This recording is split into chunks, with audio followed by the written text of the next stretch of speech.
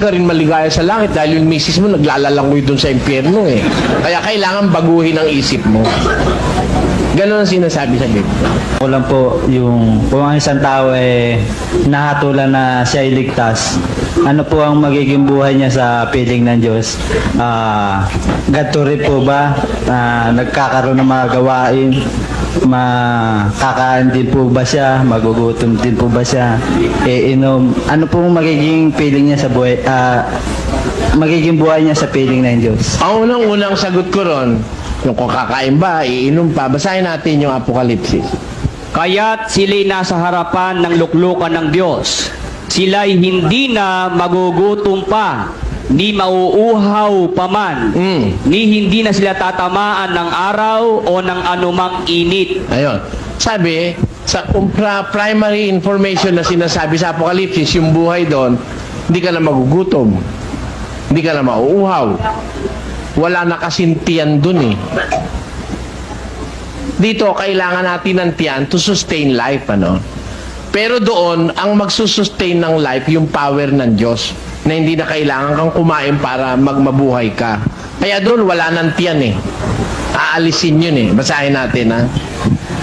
Ang mga pagkain ay sa tiyan, at ang tiyan ay sa mga pagkain. Ngunit kapwa iwawasak ng Diyos, yaon at ang mga ito. Yun. Yung aalisin na ng Diyos yun eh. Ano? Kasi doon, hindi ka na magugutom, hindi ka na mauuhaw, wala nang sakit, wala nang panambasa.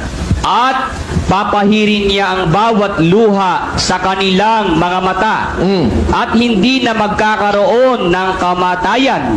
Hindi na magkakaroon pa ng dalamhati o ng pananambitan man o ng hirap pa man. Ang mga bagay ng una ay naparam na. At yaong nakaluklok sa luklukan ay nagsabi, narito, ginagawa kong bago ang lahat ng mga bagay. Ang mga salitang ito, at sinabi niya, isulat mo, sapagkat ang mga salitang ito ay tapat at tunay. ayun, babaguhin niya na eh. Wala nang panambitan, wala nang hirap, wala nang luha, wala na. Pero, para sabihin ko sa iyo kapatid, hindi ko kayang ilarawan sa iyo kung anong klaseng buhay yung andon. Meron lang tayong kaunting kaalaman. Hindi ka na magugutom, hindi ka na hindi ka natatamaan ng init, hindi ka napapawisan, Pero sa buo kabuuan niya, hindi ko pwede ipaliwanag. Hindi ko alam. Alam mo kung bakit? Pakinggan mo. Tatapwat gaya ng nasusulat ang mga bagay na hindi nakita ng mata, ni hindi narinig ng tainga, ni hindi pumasok sa puso ng tao. Anumang mga bagay na inihanda ng Diyos sa kanila na nangagsisiibig sa Kanya. Yon. Merong mga nakahandaan Diyos doon na sorpresa. Ang sabi, mga bagay na hindi nakita ng mata, hindi narinig ng tainga, hindi pumasok kailanman sa puso ng tao. Things that are unimaginable by human beings. Kaya yun isang kaligayahang hindi mo kayang ipaliwanag. Kasi walang nakakaalam na tao, hindi kayang maisip ng tao, hindi pa nakita ng mata, hindi pa narinig ng tenga, hindi pa pumasok sa puso ng tao.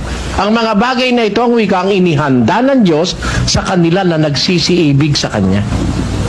Kaya hindi ko kayang i-define na buong buo yun eh. Pero ito, masasabi ko sa iyo, pag maliligtas ka, magiging para kang anghel.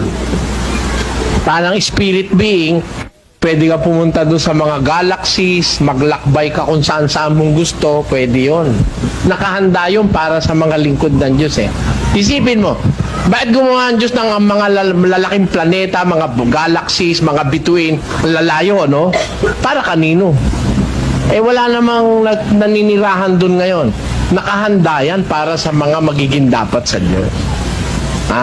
Siguro isang araw, matutupad yung kantang, fly me to the moon and let me play among the stars.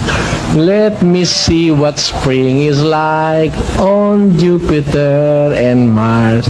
Pwede siguro mangyari yun dahil Lucas. sapagkat hindi na sila maaaring mga matay pa, sapagkat kahalintulad na sila ng mga anghel, at sila'y mga anak ng Diyos, palibhasi mga anak ng pagkabuhay na mag-uli. Wala ka ng kamatayan, para ka ng anghel. Ang anghel hindi pwedeng malimitahan ng space at saka ng matter, no? Pagka naiba na itong katawan mo, para ka ng anghel, wala nang limitasyon. Tayo, kaya lang hindi makabilis ng takbo, may matter tayo na meron tayong bahaging materya sa ating katawan. Pero pag naging purely spirit yan, ang espiritu hindi limitado ng space and time Hindi tumatanda ang espiritu. Hindi nagdi-disintegrate, hindi nag-undergo ng process of oxidation na kagaya na nangyayari sa material nating katawan. Kaya pagka nagtagumpay ka at naging dapat ka sa Diyos, you can just imagine kung ano magiging kalagayan mo. Para kang na nakawala sa koral siguro, no? Siguro unang-una kong pupuntahan yung mga galaxing napapagbabasa ko sa kung dadatnang ko pa sila. Baka kaya kasamang tunawin ng Diyos yun no?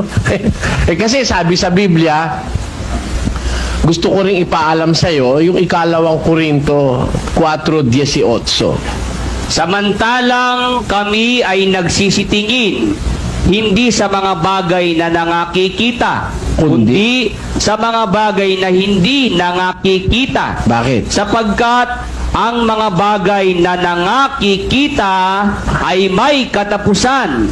Tatapwat ang mga bagay na hindi nangakikita ay walang hanggan. Tamo, dalawang bagay Yung hindi nakikita, walang hanggan. Yung nakikita, may katapusan Kaya itong lahat ng nakikita mo ito, matatapos ito Papalitan ito ng Diyos pagdating ng araw. Sabi niya, 65 ni Isaias, 17. Sapagkat narito, ako'y lumilikha ng mga bagong langit at ng bagong lupa at ang mga dating bagay ay hindi maalaala o mapapasaisip man. Ang gagawa siya ng mga bagong langit at isang bagong lupa. Kaya hindi mo ma-imagine yon.